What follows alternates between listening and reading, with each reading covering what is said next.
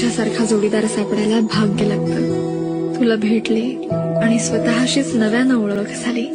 तुझ्या सोबतच खऱ्या अर्थानं जगायला शिकले.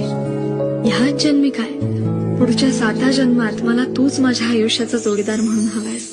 सौभाग्याची मंगल घटिका आली आली ग,